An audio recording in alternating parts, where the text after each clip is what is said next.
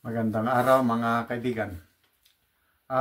Gusto kong i-share sa inyo ang itsura ng bagong missiles ng Pilipinas ready for deployment sa Palawan.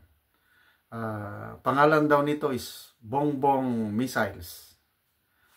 Kaya gusto ko lang i-remind na meron pa tayong stock ng dark chocolate, kaya pwede pa kayong mag-order sa number na ito. 0916-90-00997. Okay, so punta na tayo sa missiles. May post si Marine Brigadier General Orlando E. De Leon. Isa ito sa retired general na sinusubaybayan ko ang kanyang mga post kasi may malasakit siya sa atin. Sabi niya dito sa kanyang post, ironclad support of the US to the Philippines ready for deployment. So sa itsura is parang mga missiles ito nakasakay sa truck. So pinanood ko. Okay, panoorin nyo rin anong klase ito. Ang pangalan daw nito Bongbong Missiles. Pwede na? Panoorin natin. Kaya nitong tamaan ang mga aircraft gaya ng attack helicopter. Sinubukan din ang pagsik ng Avenger Air Defense System.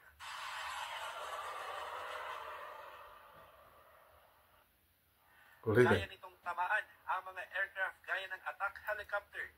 Sinubukan din ang pagsik ng Avenger Air Defense System. Isa pa. Kaya nitong tamaan ang mga aircraft gaya ng attack helicopter. Sinubukan din ang pagsik ng Avenger Air Defense System.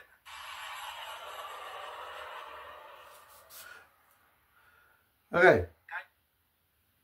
Paulit-ulit kong pinanood kasi post ni General De Leon Ang pumasok sa isip ko yung BrahMos missiles galing sa India. Bumili tayo ng mga missiles Dumating. Ito ba ang BrahMos? Paulit-ulit kong pinanood, mamaya napansin ko yung truck. Isoso elf lang yung kinargahan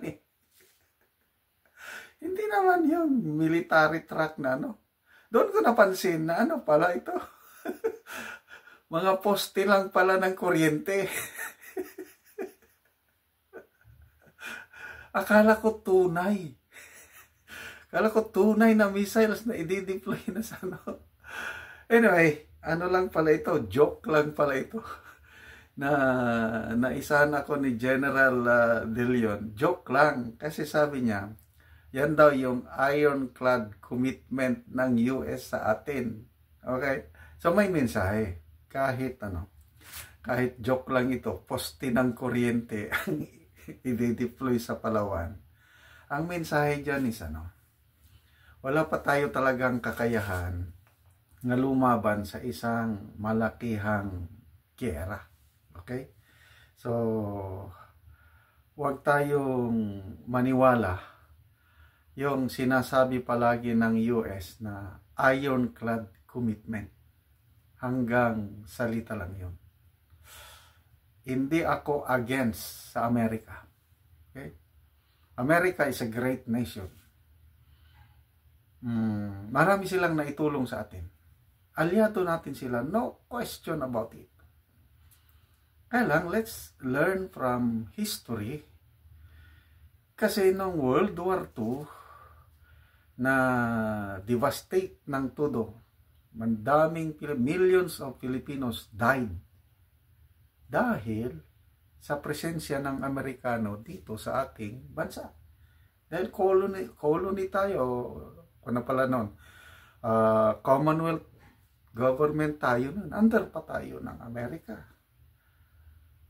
So, nung pumutok na yung gera, inuna nila ang Europe, inuna nila ang pakikipaglabang kay Hitler halos zero ang support nila sa mga Filipino and American defenders ng Bataan and Corregidor. Ganun po ang nangyari.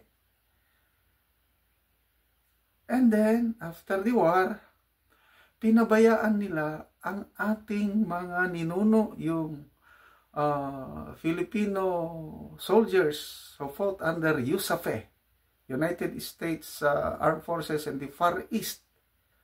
Maraming mga ninuno natin, kasama ang tatay ko, hindi na-recognize, pinabayaan ng Amerika. Kawawa, ang dami ngayon, mga katulad ko, na mga anak o relatives ng mga USAFE forces na lumaban noong World War II, naghihinanakit dahil pinabayaan sila ng Amerika. Kakaunti yung nirecognize ng American government. Nirecognize na lang nila nung marami nang naglabi o nagreklamo, nag-follow up.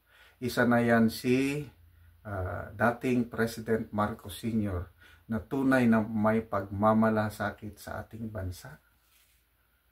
So, ang dami ng instances na nagkukulang ang suporta ng US sa atin when it comes to war.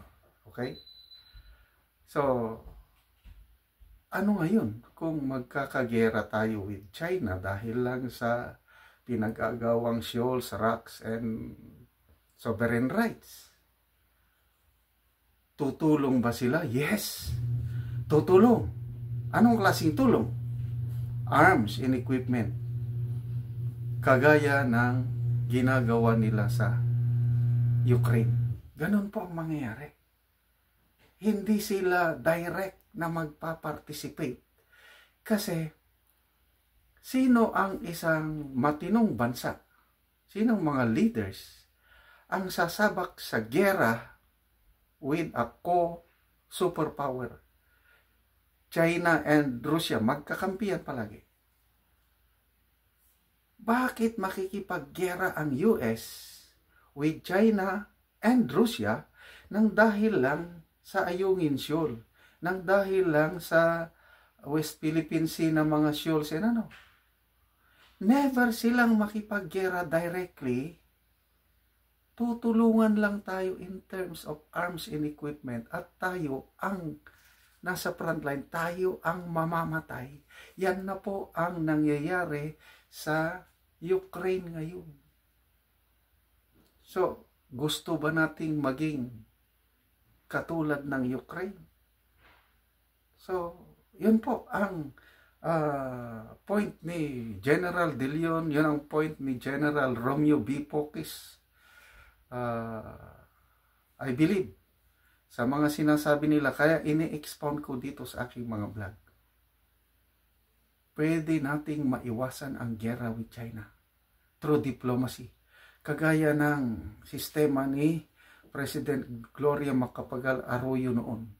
Walang masyadong tensyon dahil diplomacy ang ginamit. PRRD, walang masyadong tensyon dahil diplomacy. Ngayon, umiiwas na sa diplomacy, murag confrontation na. Kaya ito, may panawagan na ito, opinion column ng Philippine Star, anong pangalan nito? Iris Gonzalez. Isinite niya yung panawagan ng Filipino-Chinese Chamber of Commerce and Industries na nanawagan sila ng diplomacy. Yung, sandali, basahin ko.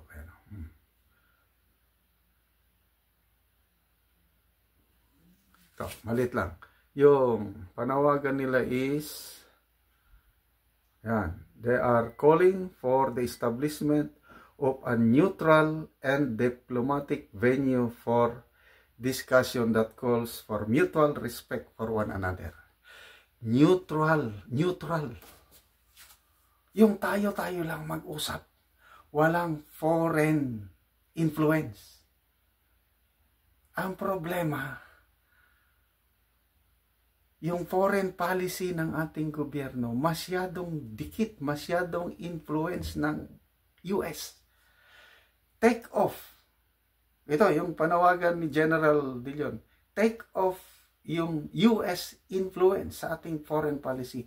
Take off yung US influence in our dialogue with China. Pwede pang mapag-usapan yan. Kagaya nangyayari sa Vietnam.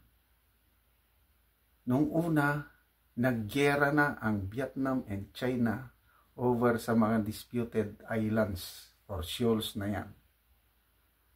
Ngayon, natuto ang Vietnam. Nag-engage siya with China. Kinausap ang China na walang foreign influence. O na ngayon, maganda na.